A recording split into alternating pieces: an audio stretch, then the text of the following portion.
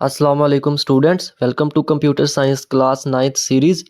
हमने अपनी सीरीज़ का पहला चैप्टर जिसका नाम है प्रॉब्लम सॉल्विंग शुरू किया हुआ है और उसका जो पहला टॉपिक जिसका नाम था प्रॉब्लम सॉल्विंग स्टेप्स हमने अपनी पिछली वीडियोस में कवर कर लिया है। और आज जो हम टॉपिक शुरू करने जा रहे हैं उसका नाम है फ़्लो चार्ट्स। तो चलें शुरू करते हैं।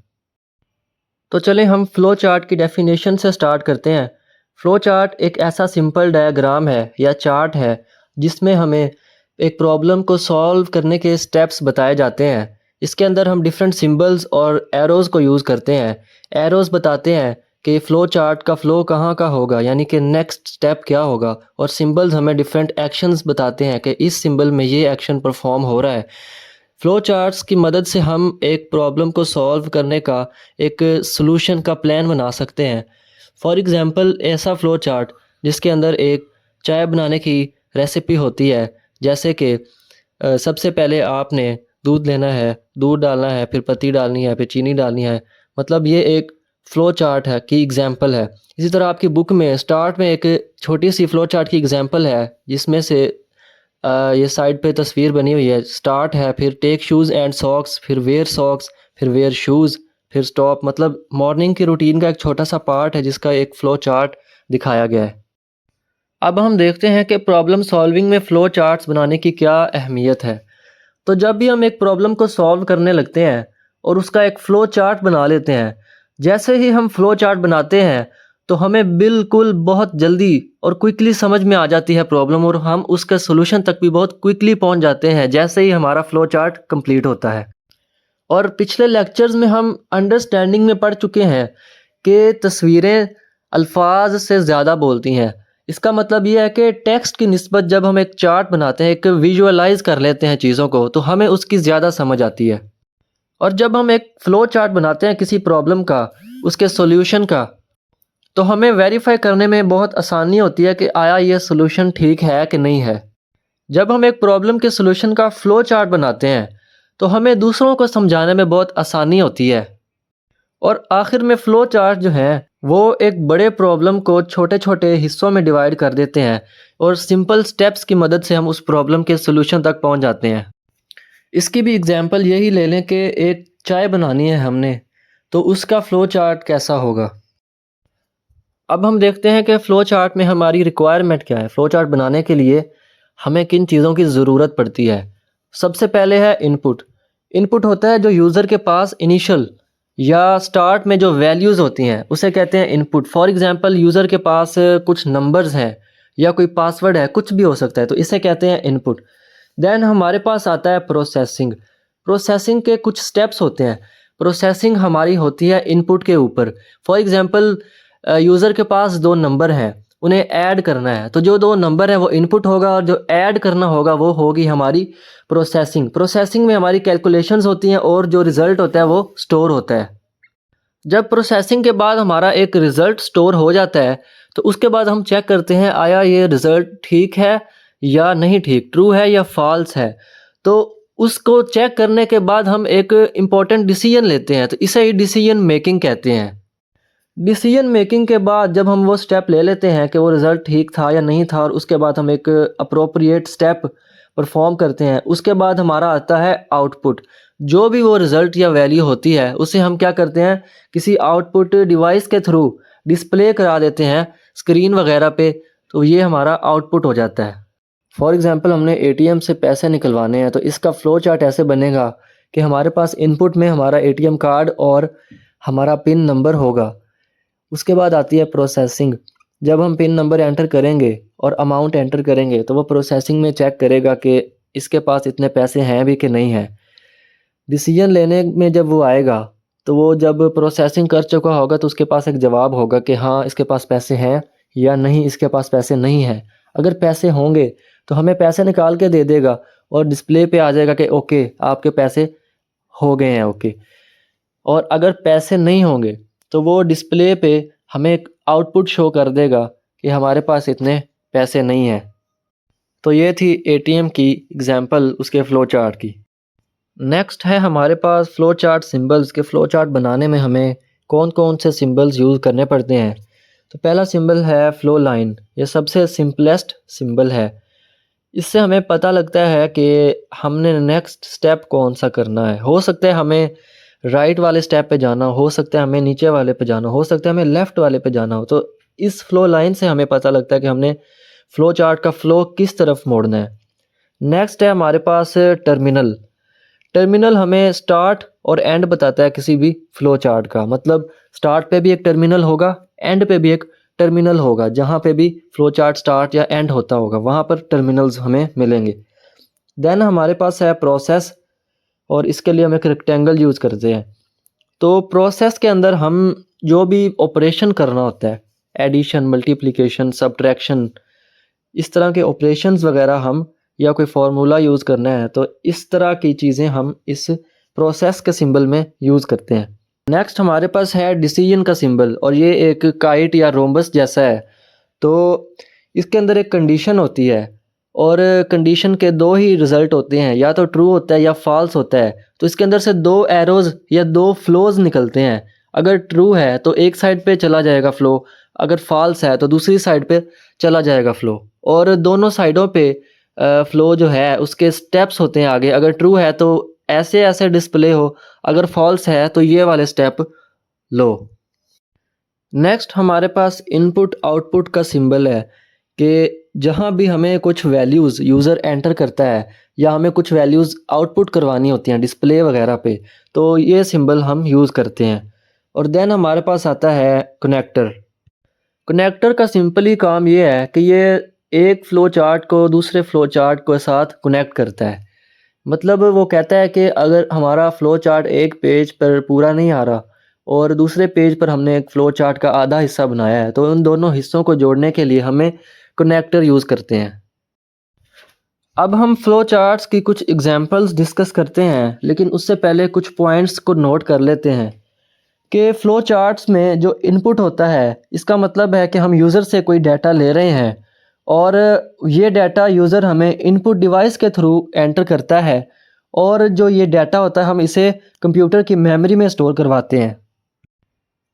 और ये जो स्टोर्ड डाटा है इसका कोई ना कोई मखसूस नाम होता है, जिस नाम से हम इसे दोबारा कंप्यूटर की मेमोरी से फैच कर सकते हैं और इस पर प्रोसेसिंग कर सकते हैं। प्रोसेसिंग करने के बाद जो हमारे पास रिज़ल्ट्स आते हैं उसे हम आउटपुट कहते हैं। आउटपुट भी कंप्यूटर की मेमोरी में स्टोर्ड होता है, और उसे हम किसी आउटपुट डिवाइस जैसे कि कंप्यूटर का डिस्प्ले के ऊपर हम डिस्प्ले भी करवा सकते हैं। फॉर एग्ज़ाम्पल हमारे पास कैलकुलेटर है।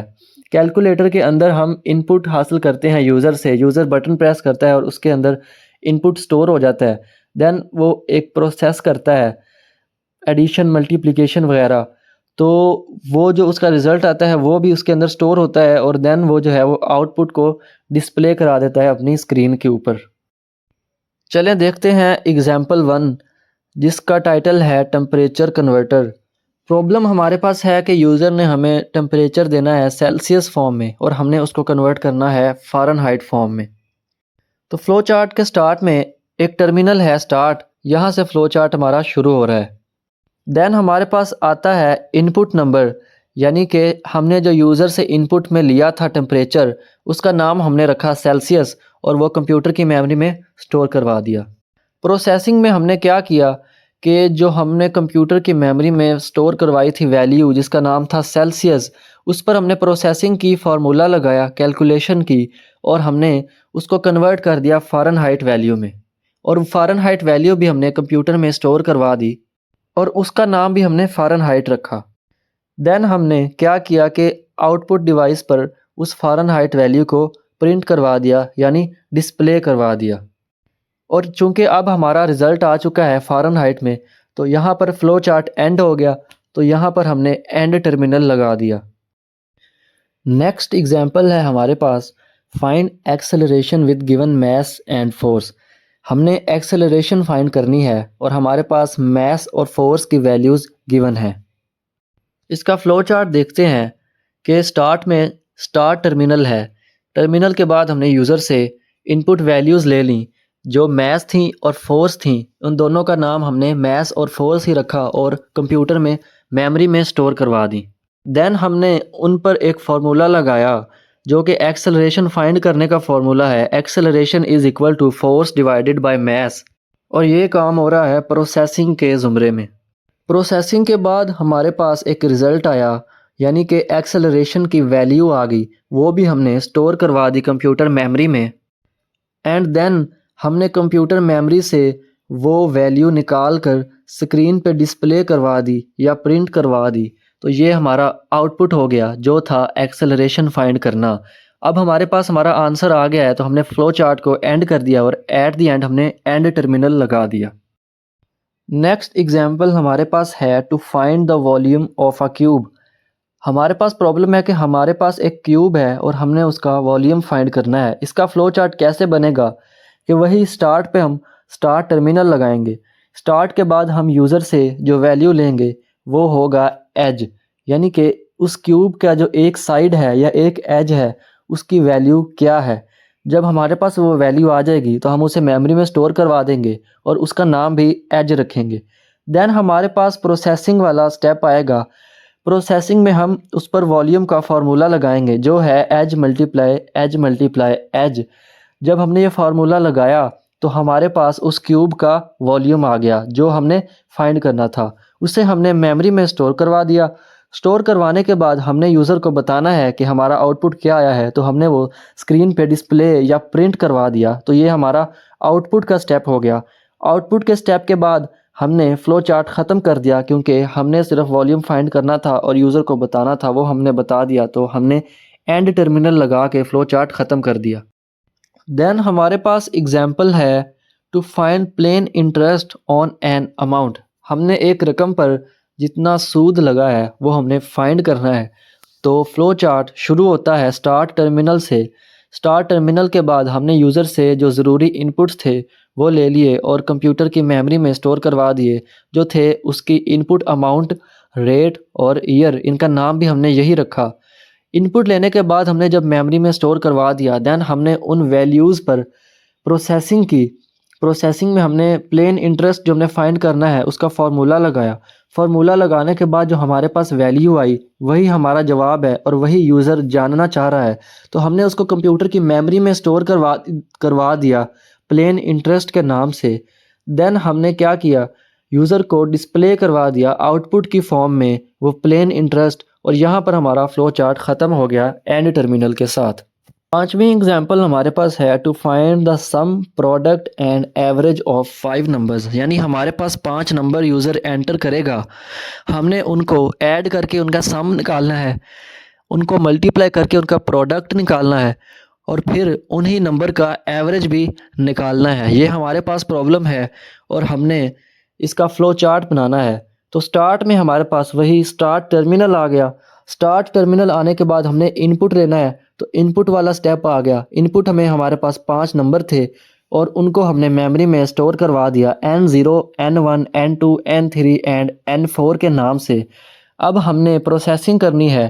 प्रोसेसिंग में हमारे पास 3 चीज़ें हैं, सम, प्रोडक्ट एंड एवरेज। प्रोसेसिंग में हमने सम निकाल लिया सबको ऐड करके, प्रोडक्ट निकाल लिया सबको मल्टीप्लाई करके और एवरेज निकाल लिया एवरेज निकालने के फार्मूले से। जब हमारे पास ये तीनों वैल्यूज़ आ गई, हमने इनको मेमोरी में स्टोर करवा दिया सम, प्रोडक्ट एंड एवरेज के नाम से। जब हमें ये चीज़ें मिल गई तो हमने यूज़र को दिखाने के लिए उसे आउटपुट की फॉर्म में स्क्रीन पर प्रिंट या डिस्प्ले करवा दिया। जब ये यूज़र ने देख लिया तो हमारा प्रॉब्लम हो गया सॉल्व और हमने एंड लगाकर प्रॉब्लम को ख़त्म कर दिया। देन हमारे पास है problem number 6 to find the area of a parallelogram. एक शेप है पैरेललोग्राम, इसका हमने एरिया फाइंड करना है। तो इसकी एक बेस होती है और एक हाइट होती है। अगर हमारे पास ये होगी तो हम इसका फार्मूला लगाकर आसानी से इसका एरिया निकाल लेंगे। तो स्टार्ट करते हैं इसका फ़्लो चार्ट। सबसे पहले स्टार्ट टर्मिनल लगाया। स्टार टर्मिनल लगाने के बाद हमने यूज़र से इनपुट लिया, इसका बेस और हाइट, इनकी वैल्यूज़ को स्टोर करवाया मेमोरी में और इनके नाम रखे बेस और हाइट। यहाँ से हमने प्रोसेसिंग निकाली। प्रोसेसिंग में हमने एरिया फाइंड करने का फार्मूला लगाया। फार्मूला लगाने के बाद हमारे पास आ गया एरिया। एरिया को हमने स्टोर करवाया मेमोरी में और मेमोरी से निकाल कर हमने उसे प्रिंट करवा दिया स्क्रीन पर और यूज़र को मिल गया पैरेललोग्राम का एरिया। इस तरह हमारा प्रॉब्लम हो गया सॉल्व और फ़्लो चार्ट हो गया ख़त्म, तो हमने एंड पे एंड टर्मिनल लगा कर फ़्लो चार्ट भी कर दिया ख़त्म। ये थी हमारे पास कुछ एग्जांपल्स फ़्लो चार्ट की। कुछ एग्जांपल्स बाकी हैं, वो हम नेक्स्ट लेक्चर में करेंगे। अगर आपको ये वीडियो पसंद आई है तो आप अपना फ़ीडबैक कमेंट सेक्शन में दे सकते हैं और चैनल को सब्सक्राइब, लाइक और शेयर भी कर सकते हैं। शुक्रिया।